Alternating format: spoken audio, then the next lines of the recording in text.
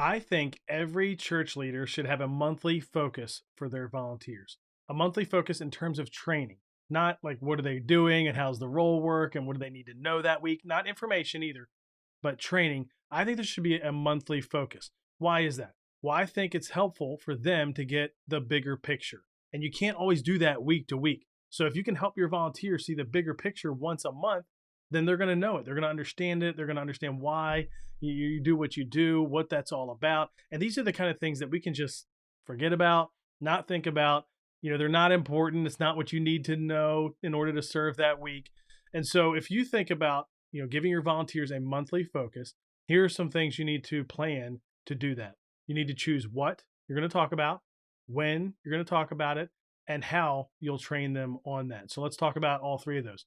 What should be about mission, vision, and strategy. It can be about other things, but again, we're looking bigger picture. So we're not in the weeds here. It's not the monthly focus. Imagine if it's student ministry, for example.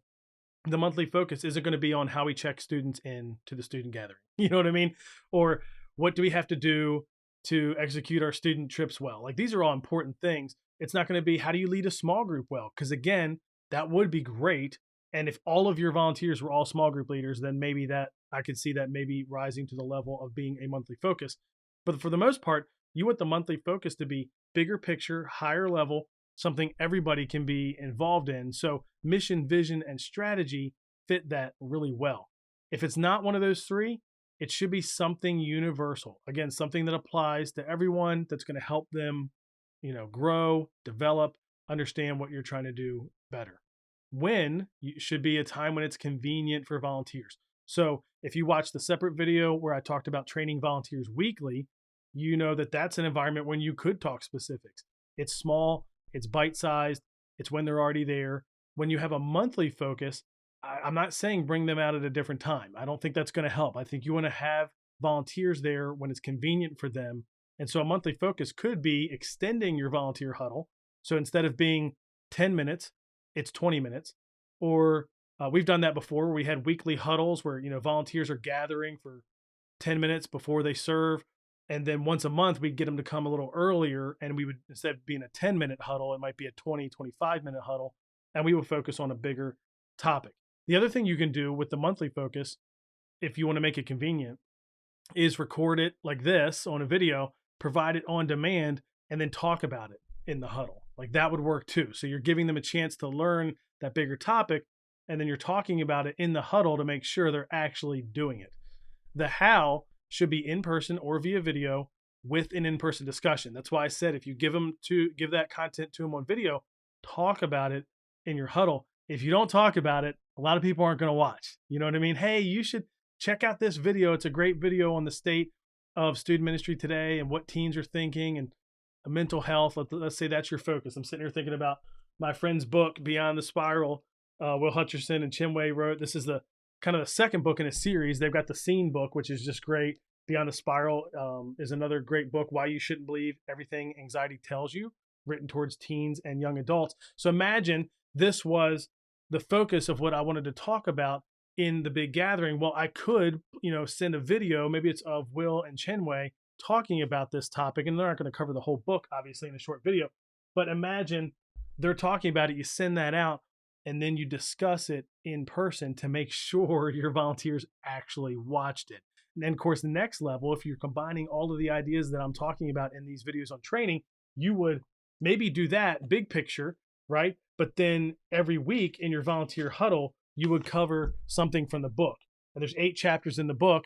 Maybe you would spread that out over 16 weeks or 24 weeks or something like that. Not even 1 week a chapter, maybe 2, 3, 4 weeks per chapter. But then once a month, you come together and you hit one of the big topics that's going to apply to everyone. Now, again, this may not fit the example that I'm talking about because all of your volunteers may not need to know this.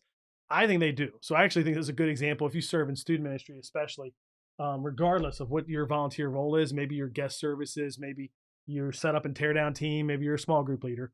I think everybody should know the content that's in that book and the Scene book. But if it's not something like that, let's take a children's ministry example. You're doing something big picture. Make sure it applies to everyone. You're sending them a video if you want to do that, or it's something they're going to read beforehand, but make sure you talk about it in person. Otherwise, they may not do it. They might not do it.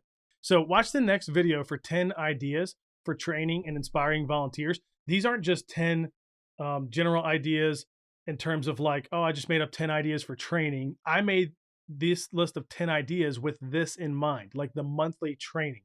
So those 10 ideas are not in the weeds, like how to be a better small group leader, how to host on stage, how to welcome students, how to lead adults in a small group.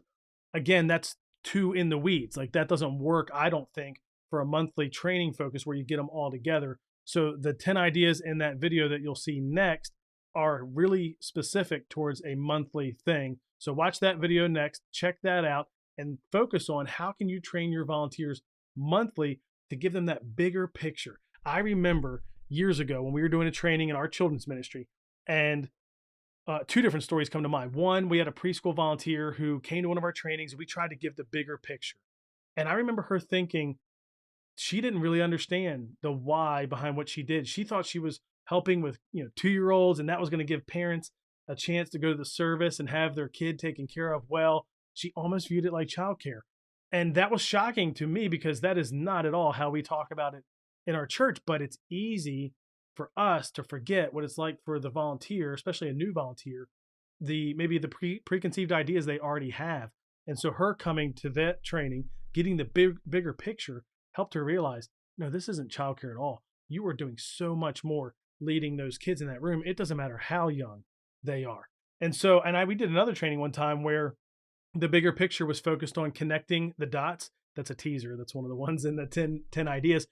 And it was helpful because we hit every volunteer role fit in what we were talking about. So everybody could see, how does my role affect that role, and how do they all move the mission forward of our church?